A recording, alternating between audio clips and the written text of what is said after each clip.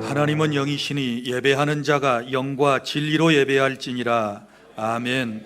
일어나셔서 찬송가 121장을 다 함께 부릅니다.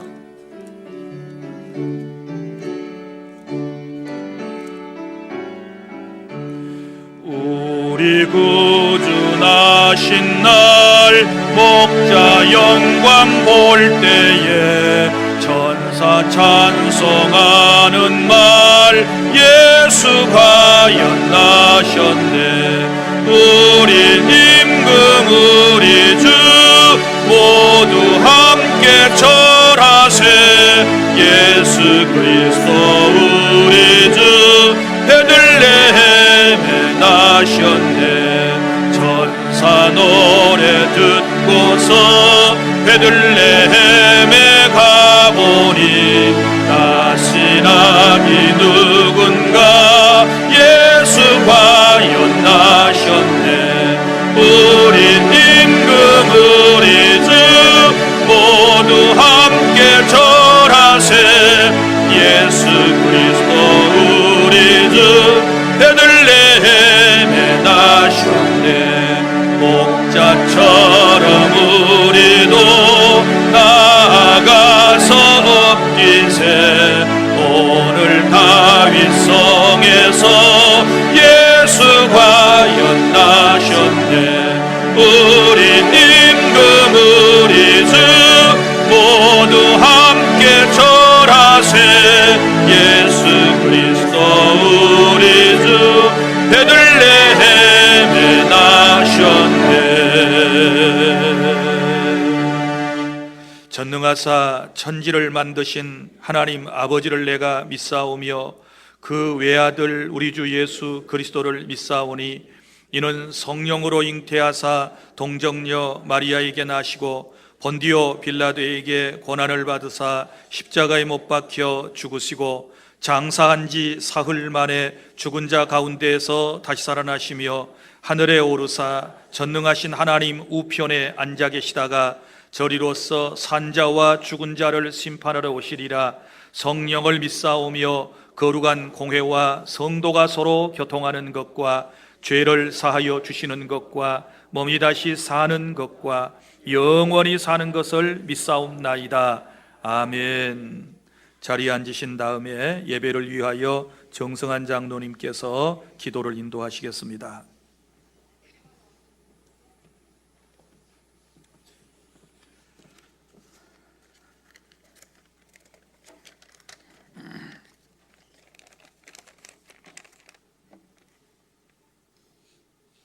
인류를 위해 구원하기 위해 아기 예수로 이 땅에 오신 예수님 환영하며 축하합니다. 예수님이 이 땅에 오시지 않았다면 우리들은 어두운 권세 아래 헤매며 창 깊음과 소망 없이 살아갈 우리를 구원하시고 천국에 소망을 두고 살아가게 하시니 감사합니다. 우리가 아무 값없이 하나님 은혜로 선물을 받았음에도 불구하고 소망이 없는 자들처럼 살아온 우리를 용서하여 주옵소서. 예수님이 우리를 위해 탄생하시고 우리를 위해 십자가에 죽으시고 우리를 위해 3일 만에 부활하시고 우리를 위해 승천하시고 우리를 위해 천국에 처소를 예비하시며 다시 오시겠다고 하신 예수님 크신 은혜와 사랑 감사합니다. 우리가 무엇이기에 목숨까지도 아끼지 아니하시고 우리를 위해 죽으시고 우리에게 영생을 주셨나이까. 우리의 구원이 행해서 난 것이 아니라 전적으로 하나님 은혜로 구원받았다는 것을 잊지 않고 구원받은 은혜에 늘 감사하며 찬양하며 살아가게 하소서. 주님 믿던 그 뜨거웠던 첫사랑 지금 내 가슴에 남아있는지, 주님과의 약속 지금껏 잘 지키고 있는지, 하나님께서 연초에 우리에게 주신 귀한 직분 잘 감당하고 있는지 나의 믿음 점검하여 부족한 부분은 전능하신 아버지 하나님께 아뢰어 새 공급을 받아 끝까지 잘 감당하여 주님께 칭찬받고 먼 훗날 천국에서 상급받게 하옵소서. 우리 주 안의 성도님들 하나님께서 지금껏 지켜주시고 보살펴 주셔서 오늘에 있게 하심을 진심으로 감사합니다. 오늘 또 말 못한 어려운 문제를 안고 주님 품으로 돌아온 주님의 백성에게 위로하시고 마음의 평강을 주시고 능력을 받고자 하는 자에게 능력 주셔서 주님의 일을 잘 감당케 하옵소서. 우리 주안교회를 사랑하신 주님, 본당과 남악과 용해, 베트남, 미얀마, 캄보디아, 태국 우리 주안교회를 사랑하시고 붕시켜 주심을 감사합니다. 우리 주안 지교회에서 예배 드릴 때마다 놀라운 은혜가 임하게 하시고 더욱더 부흥하여 하나님 나라 확장함에 부족함이 없게 하옵소서. 말씀을 전하실 우리 목사님, 오늘도 능력 주시고 우리에게 필요한 말씀 전하실 때 우리 모두 하나님의 사랑을 다시 한번 느끼고 깨닫는 소중한 시간 되게 하옵소서. 예배를 위해 헌신하는 주님의 자녀들에게 풍성한 은혜가 임하게 하시고 찬양으로 영광 돌리는 할렐루야 찬양대와 우리 모두의 예배를 받아 주옵소서. 우리를 위해 이 땅에 오신 예수님의 이름으로 기도드립니다. 아멘.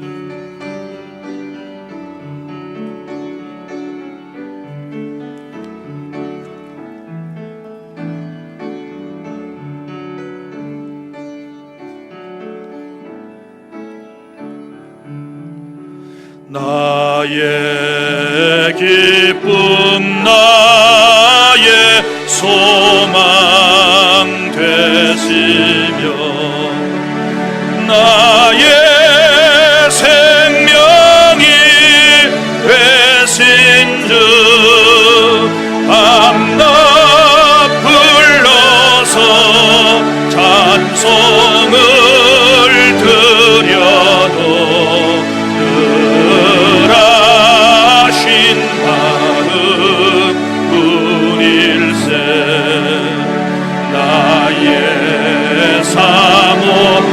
사모하는 선한 목자는 어느 꽃다운 동산에 양의 무리와 늘 함께 가셔서 기쁨을 함께 하실까. 길도 없을 거친 넓은 들에서 갈 길 못 찾아 애쓰며 이리저리로 헤매는 내 모양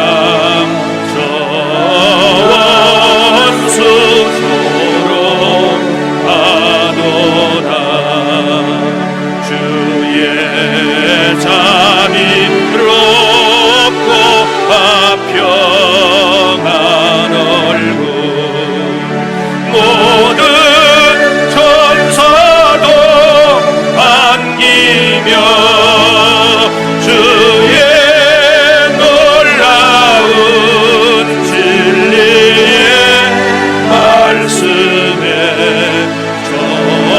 전지가 바닥하노라.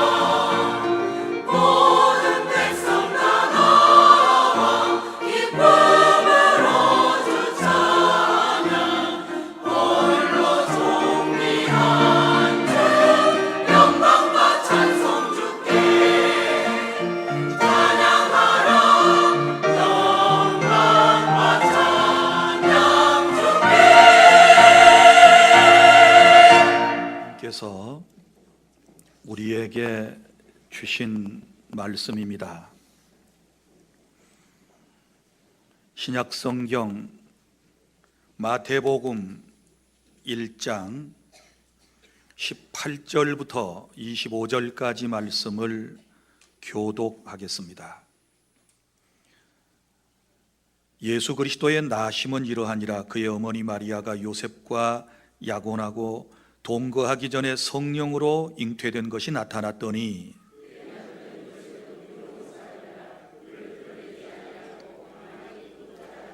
이 일을 생각할 때에 주의 사자가 현몽하여 이르되 다윗의 자손 요셉아 내 아내 마리아 데려오기를 무서워하지 말라. 그에게 잉태된 자는 성령으로 된 것이라.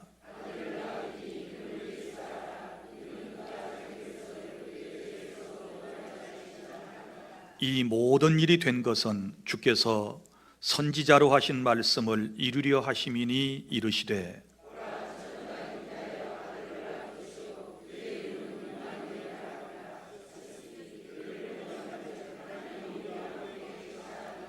요셉이 잠에서 깨어 일어나 주의 사자의 분부대로 행하여 그의 아내를 데려왔으나 아들을 낳기까지 동침하지 아니하더니 나음의 이름을 예수라 하니라. 아멘.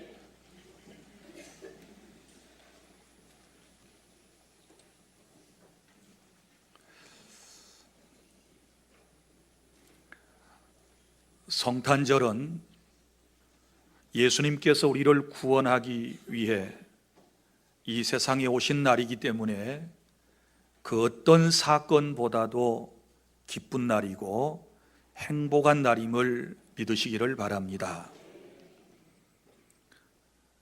그런데 우리가 살아가는 세상에는 기쁜 소식도 있고 기쁘지 않은 소식 또한 있습니다.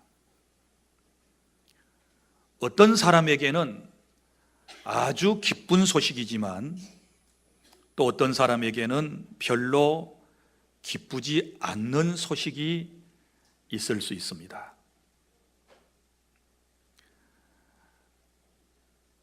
혼인한 지가 꽤 오래되었는데도 자녀를 갖지 못했던 구약의 한나라고 하는 여인이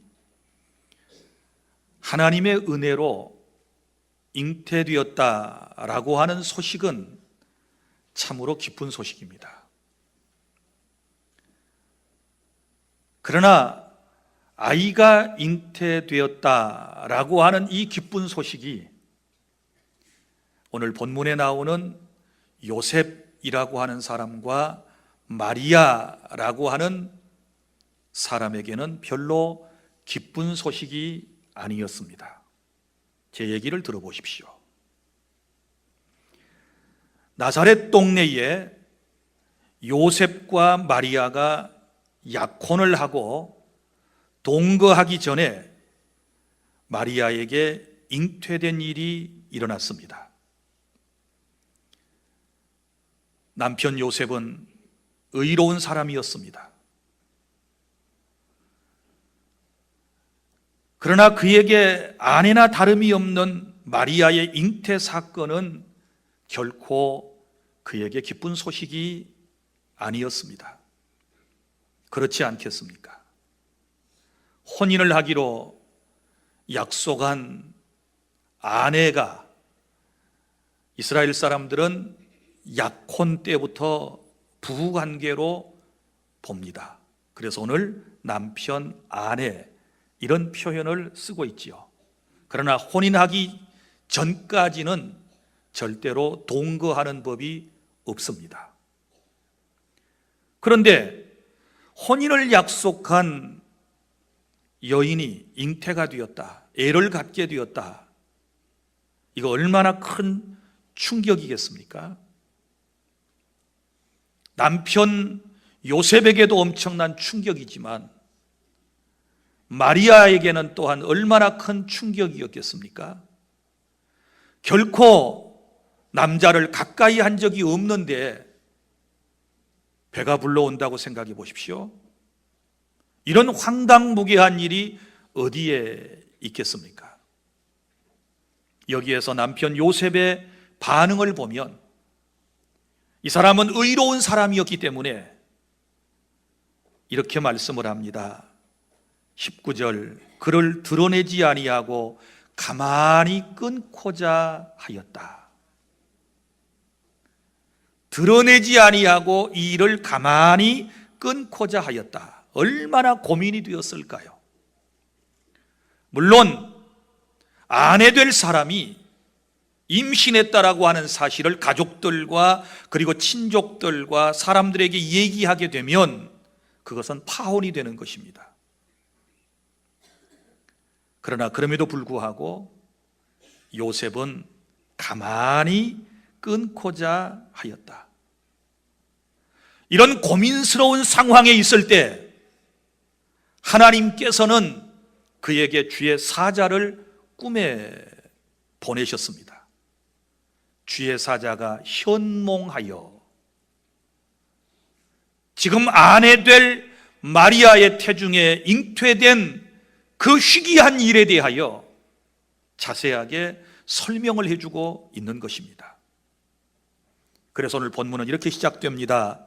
예수 그리스도의 나심은 이러하니라. 예수 그리스도의 탄생은 어떤 의미가 있는지, 그리고 주의 사자 천사가 요셉에게 가르쳐준 말씀. 20절, 주의 사자가 현몽하여 이르되 다윗의 자손 요셉아, 내 아내 마리아 데려오기를 무서워하지 말라. 그에게 잉태된 자는 성령으로 된 것이라. 이렇게 말씀을 하면서 차근차근 설명을 해주는 것이 오늘 본문의 말씀이거든요. 자, 예수 그리스도의 나심에 대한 첫 번째 놀라운 사실은 예수님은 우리를 죄에서 구원하기 위해서 오셨습니다. 오늘 본문 21절 다 함께 시작. 아들을 낳으리니 이름을 예수라 하라. 이는 그가 자기 백성을 그들의 죄에서 구원할 자이심이라 하니라. 아멘. 예수님의 이름이 예수님께서 이 세상에 오신 이유를 우리에게 설명을 해주고 있습니다. 아들을 낳으리니 이름을 예수라 하라. 이는 그가 자기 백성을, 그는 누구입니까? 예수께서 누구를? 자기 백성. 자기 백성이 누구입니까? 하나님께로부터 택함을 받은 백성, 예수님을 믿고 구원받아서 하나님의 통치를 받고 살아가는 사람을 자기 백성, 곧 하나님의 백성이라고 얘기하는 것입니다. 이 자기 백성을 그들의 죄에서 구원할 자이심이라. 그러니까 예수 그리스도의 탄생의 중요한 목적은 뭐냐? 죄에 빠진 인생을 구원하기 위해서, 그것도 하나님의 택한 백성들을 구원하기 위해서 예수님께서 이 세상에 오셨다라고 하는 말씀입니다. 그런데 당시에 메시아를 기다리는 수많은 유대인들의 생각은 어떤 생각이었습니까? 정치적인 메시아를 기다리고 있었습니다. 로마 압제하에서 고통을 받던 이스라엘 공동체는 정말 탁월한 백성의 지도자가 나타나서 자신들을 로마의 압제하에서부터 건져내주기를 그들은 학수고대하고 있었던 것입니다. 그런데 그들의 기대와는 반하여 우리 주님께서 하신 말씀은 무엇입니까? 정치적 메시아가 아니고 정치적 해방이 주된 그리스도께서 오신 목적이 아니고 그들을 죄에서부터 구원하기 위해서 오셨다. 이렇게 말씀을 하고 있습니다. 죄는 하나님과 인간 사이에 분리를 가져왔습니다. 죄는 인생들에게 병마와 고통스러운 삶을 살게 하고 결국은 죽음에 이르게 했습니다. 오늘 인생의 고통스러운 삶의 현장은 모두가 죄의 결과라고 하는 사실을 여러분이 아시기를 바랍니다. 그래서 주님은 진정 우리에게 어떤 구원을 원하셨느냐? 이 세상의 일시적인 행복이나 성공이나 병치유 이런 것이 아니라 죄로부터 우리를 영원히 구원해내서 하나님과 함께 사시고자 하는 그런 목적을 가지고 우리를 위해서 사람의 몸을 입고 이 세상에 오셨다는 사실을 확신하시기를 바랍니다. 이것이 성탄절의 가장 중요한 의미임을 우리는 놓치지 않아야 합니다. 예수님이 왜 오셨는가? 우리를 죄에서부터 구원해 주시기 위해서 오셨다. 그러니 우리는 기쁨으로 이 주님을 맞이해야 할 것입니다. 그 다음에 둘째로 예수 그리스도의 나심은 이런 의미를 가지고 있습니다. 예언된 말씀을 이루기 위해서 오셨다. 자, 22절 다 함께 시작. 이 모든 일이 된 것은 주께서 선지자로 하신 말씀을 이루려 하심이니 이르시되. 아멘. 자, 이 모든 일이 된 것은 뭐예요? 요셉의 아내인 마리아가 성령으로 잉태된 이 모든 일, 이 일이 된 것은 주님께서 선지자로 하신 말씀을 이루시기 위함이다. 쉬운 말로 표현하면 죄에 빠진 인생을 구원하기 위하여 오래전에 하나님께서 창세기 3장 15절 말씀을 통하여 메시아 구세주를 보내실 것에 대하여 약속을 하셨는데 그 약속을 이루어 주시기 위해서 예수님께서 이 세상에 오셨다라고 하는 말씀입니다. 여러분, 우리 인생은 세상을 살아가면서 약속을 잘 지키지 않는 습성을 가지고 있고 그런 연약함을 가지고 있습니다. 그래서 우리가 하나님과 약속한 것, 사람과 사람 사이에 약속한 것들을 잘 이루지 못하는 그 안타까움을 안고서 세상을 살아가고 있지 않습니까? 그런데 우리 하나님께서는 우리에게 하신 약속은 반드시 이루어 주신다는 사실을 오늘 이 말씀을 통하여 우리가 확신하는 시간이 될 수 있기를 바랍니다. 차근차근 제가 설명을 해드리도록 하겠습니다. 우리 하나님께서 에덴 동산에서 우리의 시조인 아담과 하와가 하나님의 말씀에 불순종하고 선악을 알게 하는 나무의 열매를 따먹고 난 이후에 죄에 빠져서 사망이 찾아오게 되었을 때 하나님은 인간을 그대로 내버려 두지 아니하시고 구원 계획을 세우셨는데 그 구원 계획이 바로 창세기 3장 15절에 나오는 최초의 복음인데 메시아 구세주를 여인의 후손으로 보내시겠다, 이렇게 약속을 해주셨습니다. 우리 창세기 3장 15절 말씀을 다 함께 낭독합니다. 시작. 내가 너로 여자와 원수가 되게 하고 내 후손도 여자의 후손과 원수가 되게 하리니 여자의 후손은 내 머리를 상하게 할 것이요 너는 그의 발꿈치를 상하게 할 것이니라 하시고. 아멘. 이 말씀이 무슨 말씀입니까?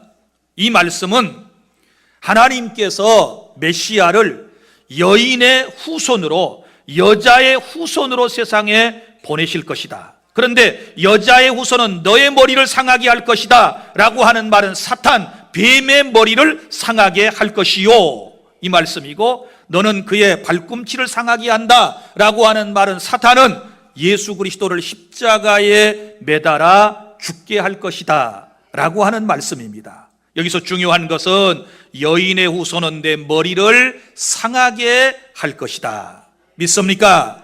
메시아는 오셔서 사탄의 모든 세력을 완전히 깨부셔버리고 무너뜨리신다는 사실을 여러분이 믿으시기를 바랍니다. 자, 그러면 이제 어렴풋이 구세주는 메시아는 여인의 후손으로 오신다 그랬으면 이제 이 세상에는 많은 민족이 있고 많은 사람이 있는데 구체적으로 어느 민족을 통해서 어떤 사람의 후손으로 세상에 태어나실 것인가에 대해서도 우리 하나님께서는 말씀을 해주셨습니다.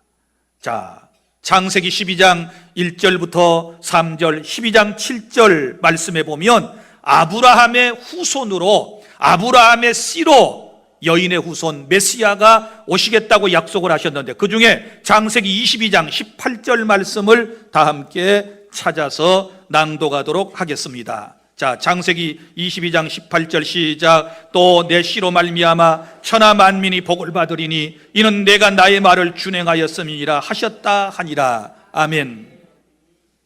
구세주를 이 세상에 보내시기 위해서 저 갈대아 우르 땅에 살고 있던 아브라함을 하나님께서 불러내시고 그의 후손에서 이제 메시아가 탄생할 계획을 하나님께서 세우셨다라고 하는 말씀입니다. 그러면 여기 아브라함에게 주님께서 내 씨로 말미암아 천하 만민이 복을 받는다 이랬는데, 바로 내 씨는 내 후손 가운데 한 사람을 얘기해요.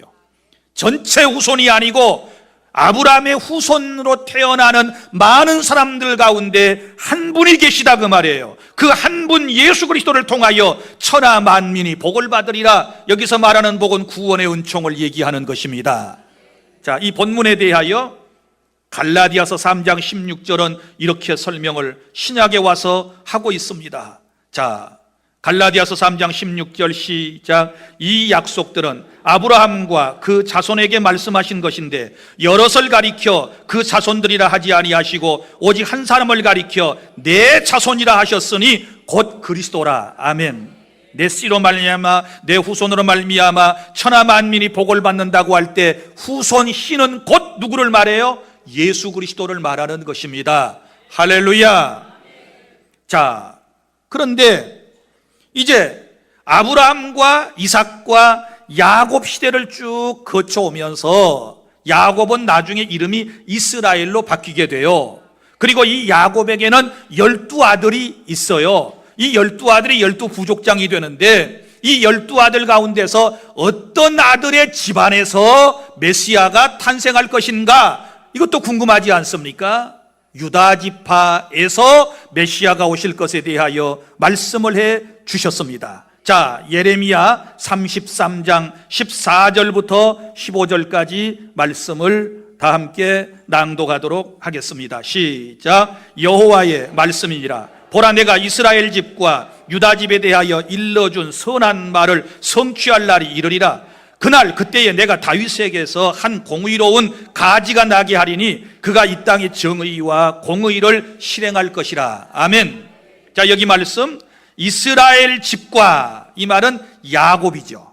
이스라엘 12지파 가운데 그 다음에 나오는 사람이 누구예요? 유다 집에, 유다 지파에서 메시아가 탄생하신다. 그 다음에 또 유다 지파 가운데 15절에 보면 누구에게서? 다윗에게서, 다윗의 가문에서, 다윗의 후손에게서 메시아 예수 그리스도가 탄생하게 될 것에 대하여 예언을 하셨습니다. 이 예언이 그대로 성취된 것이 바로 성탄절이라고 하는 사실을 믿으시기를 바랍니다.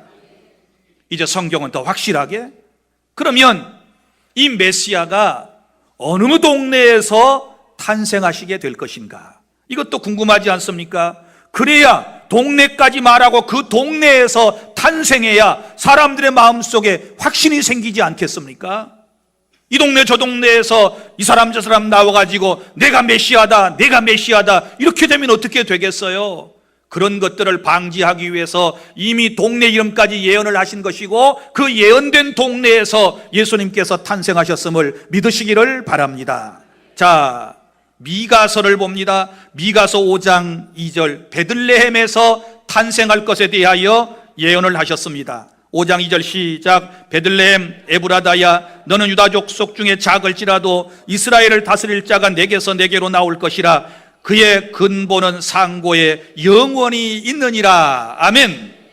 여기 베들레헴 땅에서 예수님께서 탄생하실 것이다, 이렇게 말씀을 했어요. 그런데 여기 참 더 놀라운 것은, 사실 요셉과 마리아는 어디에 살고 있습니까? 나사렛 동네에 살고 있습니다. 갈릴리 나사렛 산촌 마을에 두 사람은 그곳에서 살고 있습니다.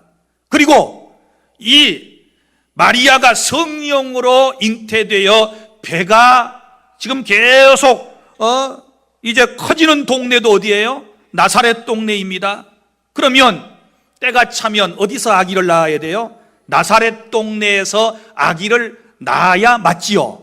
그런데 하마터면 나사렛 동네에서 아이를 낳을 수밖에 없는 상황 아니겠습니까? 거기가 남편이 함께 살던 곳이고 그곳에서 지금 만났으니까.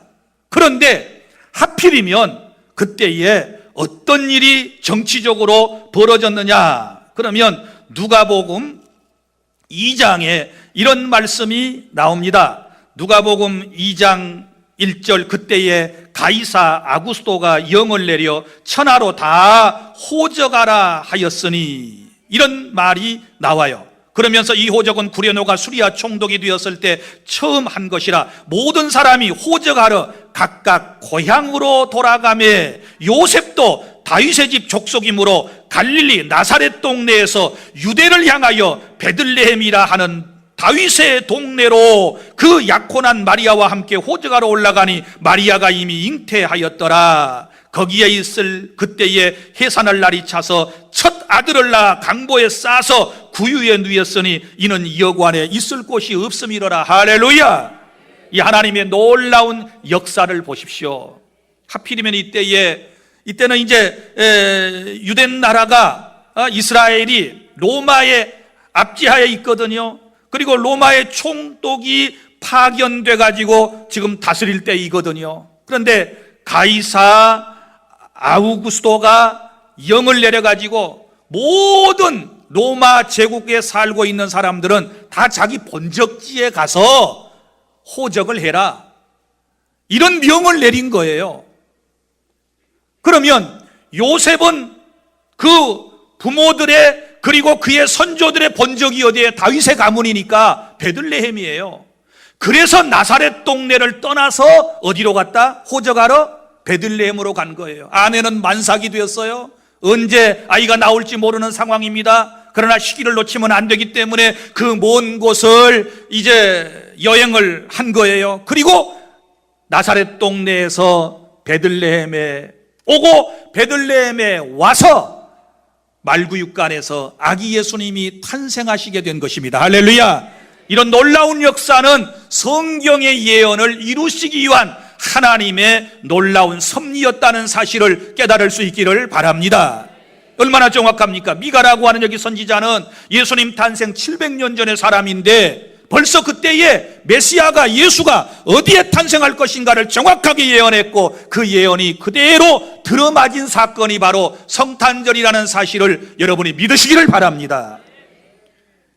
그리고 다윗의 혈통에서 예수님이 탄생하실 것에 대해서도 이사야 11장 1절에 말씀을 했습니다. 시작. 이새의 줄기에서 한 싹이 나며 그 뿌리에서 한 가지가 나서 결실할 것이요. 아멘. 여기서 이새는 누구입니까? 다윗의 아버지를 이새라고 그래요. 그러니까 다윗의 혈통에서 더 정확하게 예언을 한 곳이 있습니다. 이사야가 예수님 탄생 700년 전에 이사야 7장 14절, 자 보세요. 시작. 그러므로 주께서 친히 징조를 너희에게 주실 것이라. 보라, 처녀가 잉태하여 아들을 낳을 것이요 그의 이름을 임마누엘이라 하리라. 할렐루야. 처녀가 잉태한다. 마리아가 잉태할 것이다. 메시아는 그렇게 세상에 탄생할 것이다 예언하셨는데 그 예언이 성취된 날이 바로 성탄절이라는 사실을 믿으시기를 바랍니다.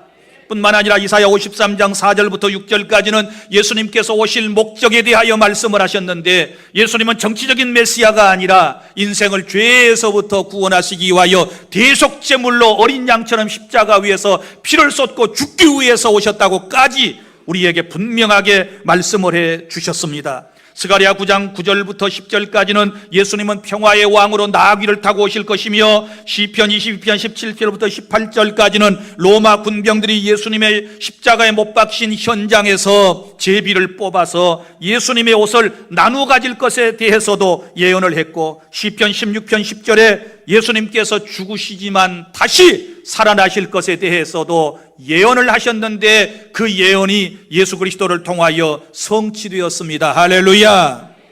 자, 그러면 이 예수님에 대한 예언의 말씀, 주님께서 선지자를 통하여 주신 말씀을, 하신 말씀을 이루려 하심이다 그랬는데, 갈라디아서 4장 4절부터 5절까지 말씀을 우리 다 함께 낭독합니다. 시작. 때가 참에 하나님이 그 아들을 보내사 여자에게서 나게 하시고 율법 아래에 나게 하신 것은 율법 아래에 있는 자들을 속량하시고 우리로 아들의 명분을 얻게 하려 하심이라. 아멘. 때가 차서, 예언하신 말씀의 때가 차서, 이제 주님께서 이 세상에 오실 때가 차서, 성부 하나님께서 말씀하신 그 예언을 성취할 때가 차서 2000년 전에 예수님께서는 유대 땅 베들레헴의 말구육간의 아기의 모습으로 우리에게 오신 날이 성탄절임을 믿고 여러분 말씀에 대한 확신을 가지실 수 있기를 바랍니다. 이렇게 오신 분이 정확하게 우리의 구주가 되심을 믿으시기를 바랍니다. 사랑하는 주 안의 성도 여러분, 이제 예수님께서 이 땅에 오셔서 우리에게 또 귀한 말씀들을 주시지요. 자, 지금까지는 이제 구약들이었어요. 옛날 약속들이 다 성취되었습니다. 구약의 약속의 성취로 신약에 예수님이 탄생하셨고, 신약은 예수님께서 탄생하셔서 우리에게 주신 약속이에요. 신약의 예수님의 약속은 크게 언약은 두 가지입니다. 첫째는 누구든지 나 예수를 믿으면, 구주로 믿으면 구원받게 될 것이다. 할렐루야. 이 약속의 근거에서 우리가 구원을 받는 것입니다. 요한복음 3장 16절, 하나님이 세상을 이처럼 사랑하사 독생자를 주셨으니 이는 그를 믿는 자들마다 멸망하지 않고 영생을 얻게 하려 하심이니라. 요한복음 1장 12절, 영접하는 자 곧 그 이름을 믿는 자들에게는 하나님의 자녀가 되는 권세를 주셨느니라. 믿으시기를 바랍니다. 예수님을 믿으면 하나님의 자녀가 됩니다. 또 요한복음 11장 25절부터 26절까지 말씀, 나는 부활이요 생명이니 나를 믿는 자는 죽어도 살겠고 무릇 살아서 나를 믿는 자는 영원히 죽지 아니하리라. 할렐루야. 이 약속을 믿으시기를 바랍니다. 기독교의 구원은 언약 관계에 있습니다. 하나님이 우리에게 하신 약속의 말씀, 주님이 우리에게 하신 약속의 말씀을 믿으면, 받아들이면 우리에게 구원의 은총이 임하게 되는 것입니다. 그리고 또 하나의 두 번째 예수님의 언약이 있습니다. 약속이 있습니다. 이 땅에 오셔서 우리를 위하여 십자가에 죽으시고 그리고 40일 동안 부활하셔서 계시다가 하늘로 구름을 타고 승천하시면서 우리에게 주신 말씀, 내가 다시 온다. 내가 너희를 위하여 거처를 예비하러 가는데 다 모든 것 준비되면 내가 다시 와서 너희를 내게로 영접하여 너희가 항상 나와 함께 그곳에 있으리라고 우리에게 약속하셨습니다. 요한복음 14장 1절부터 2절에 주신 주님의 약속. 그래서 이 약속은 반드시 성취될 것입니다. 할렐루야. 지금까지 구약의 모든 약속이 성취되었고 신약의 예수님이 오셔서 하신 약속이 성취되고 있고 지금 재림에 대한 약속은 반드시 이루어져요. 그래서 여러분이 성경을 확실하게 믿으시기를 바랍니다. 성경은 보통 책이 아니에요. 하나님께서 우리에게 특별 계시로 주신 언약의 말씀인 줄로 믿으시기를 바랍니다. 신앙생활이라고 하는 것은 하나님의 약속의 말씀을 믿는 거예요. 만약에 성경의 예언들이 이루어지지 않았다면 우리는 성경을 믿을 필요가 없어요. 우리는 하나님을 믿을 필요가 없는 거예요. 그러나 하나님의 말씀을 우리는 믿어요. 왜요? 그대로 성취되었기 때문에. 할렐루야. 그래서 예수 그리스도의 탄생의 중요한 의미는 이 모든 일이 된 것은 주께서 선지자로 하신 말씀을 이루려 하심이다. 할렐루야.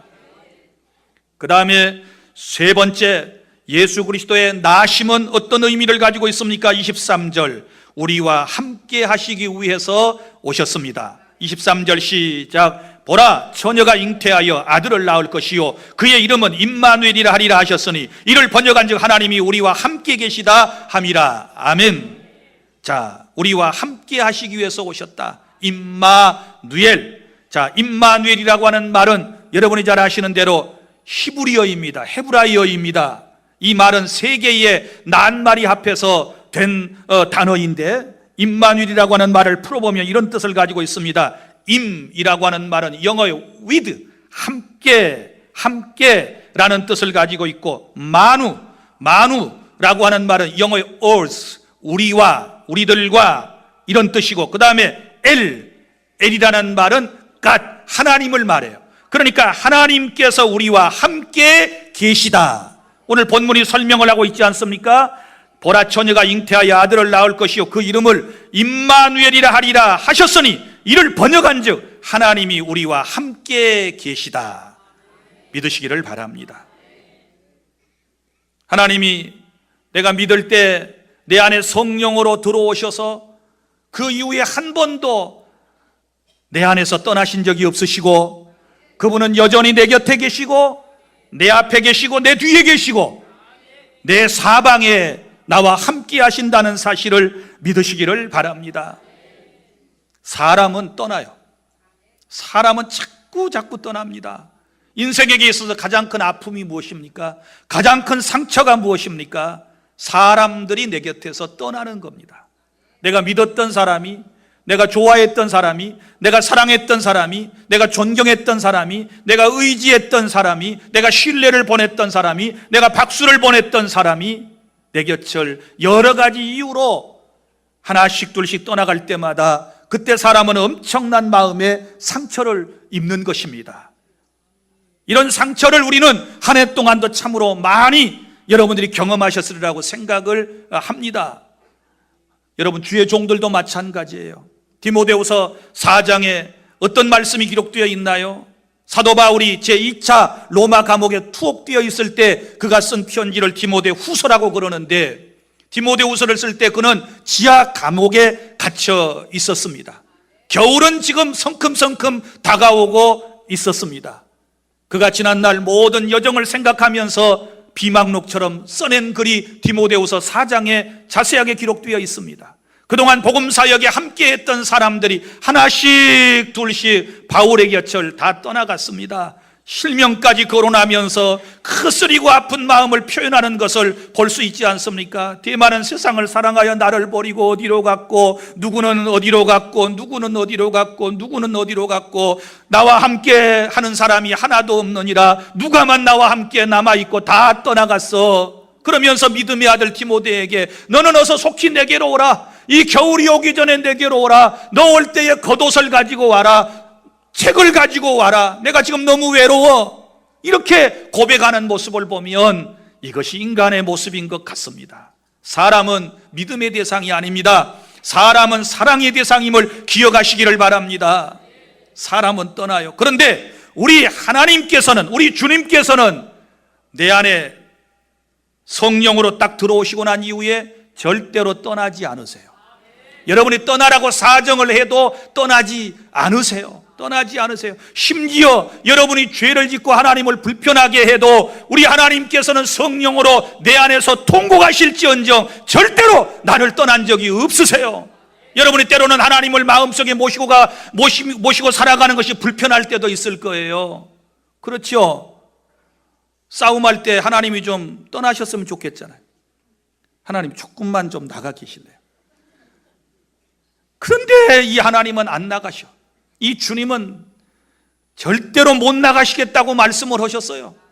내가 너를 세상 끝날까지 떠나지 않아. 너를 고아나 과부처럼 버려두지 않아. 영원토록 내가 너와 함께 할 것이야. 이런 약속으로 우리에게 말씀을 해주시고 내 안에 들어오셨기 때문에 주님은 나를 떠나지 않으십니다. 임마누엘의 신앙이 얼마나 여러분 소중한지 한번 생각해 보세요. 여러분, 우리가 세상에 살면서도 부모와 자식이 늘 함께 살아간다면 자식이 어그러진 길로 못 갑니다. 그렇죠? 자나깨나 늘 부모와 함께하는 삶이라면 애들이 언제 담배 피우겠어요? 부모 앞에서. 부모와 함께 하는데 언제 술 먹겠어요? 언제 나쁜 짓을 할 수 있겠어요? 부모 있는 곳에서 어떻게 못된 버르장머리를 할 수 있겠어요? 불가능한 거지요. 왜요? 부모와 함께 있는 이상은 그런 죄에 빠지지 않습니다. 마찬가지입니다. 하나님이 내 안에 계시면 우리가 죄에 빠지지 않습니다. 여러분 보십시오. 하나님이 내 안에 계시는데 담배 물고, 하나님이 내 안에 계시는데 술 취해가지고, 하나님이 내 안에 계시는데 우리가 도박판에서, 하나님이 내 안에 계시는데 사기꾼들과 함께, 하나님이 내 안에 계시는데 남에게 피해를, 상처를 줄 수 있겠습니까? 이런 사람들은요, 아마 하나님이 함께 하시지 않았으면 하는 바람을 가질 거예요. 나는 여러분의 기도 소리를 들으면서 때때로 저거 아닌 것 같은데 하는 생각이 들 때 있어요. 여러분 이렇게 기도하죠. 하나님 늘 함께 해주세요. 늘 함께 해주세요. 함께 해주세요. 그렇게 기도하지만 실상 우리의 삶을 보면 하나님께서 함께하지 않아 주셨으면 하는 바람이 우리 안에, 이게 죄성 때문에 그래요. 진짜로 하나님이 함께 하신다는 사실을 믿으면 우리가 어그러진 길로 갈 수가 없지 않겠습니까? 그래서 말은 그렇게 하고, 하나님 내가 좀 나쁜 짓 할 때는 문 좀 열어드릴 테니까 조금만 나가 계실래요? 조금만 등을 좀 돌려주실래요? 그런데 주님은 여전히 우리와 함께 하시면서 나는 너하고 약속을 했어. 나는 떠날 수 없어. 그러면서 주님은 눈물을 훔치고 계시는 거예요. 이게 성령이 말할 수 없는 탄식으로 우리를 위하여 통곡하며 기도하시는 거예요. 믿습니까? 우리를 구원하신 이후에 우리와 영원히 함께 사시기 위하여 주님은 오셨답니다. 이 험한 세상에서 구원받은 우리를 홀로 내버려 두지 아니하시고 힘들고 외로울 때마다 우리를 도와주시고 우리의 삶을 하나님께서 이끌어 주시기 위하여 예수님은 오셨답니다. 이게 성탄의 진정한 의미임을 기억해 주시기를 바랍니다. 지금은 십자가에 죽으시고 부활 승천하신 후에는 성령으로 하나님께서는 우리와 함께 영원히 함께 하심을 믿으시기를 바랍니다.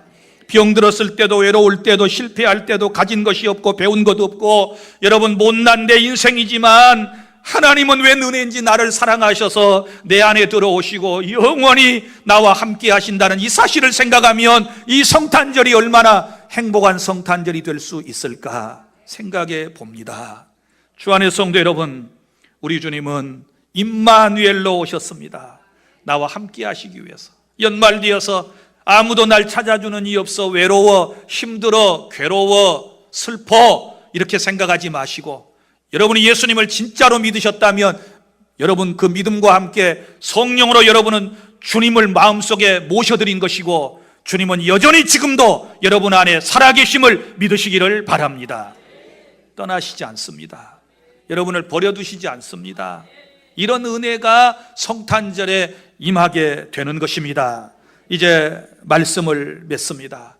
사랑하는 주 안의 성도 여러분, 이 성탄절이 왜 이렇게 소중합니까? 예수 그리스도의 나심에 대하여 여러분 정확하게 이해를 하셔야 합니다. 그것은 주님이 나를 죄에서부터 구원하시기 위해서 오신 날이기 때문에 이 성탄절이 너무너무 행복한 거예요. 할렐루야. 그리고 하나님의 약속의 말씀이 성취된 날이 바로 성탄절이기 때문에 행복해 하시기를 바랍니다. 더 굳센 믿음을 성탄절에 가져야 될 줄 믿습니다. 그리고 또한 내게로 임마누엘로 오신 주님께서 영원히 나와 함께 하시고 내 안에서 내 손 꼭 붙잡고 내 인생을 이끌어 주시기 때문에 더욱더 행복한 그런 성탄절이 될 수 있기를 바랍니다. 기도하겠습니다.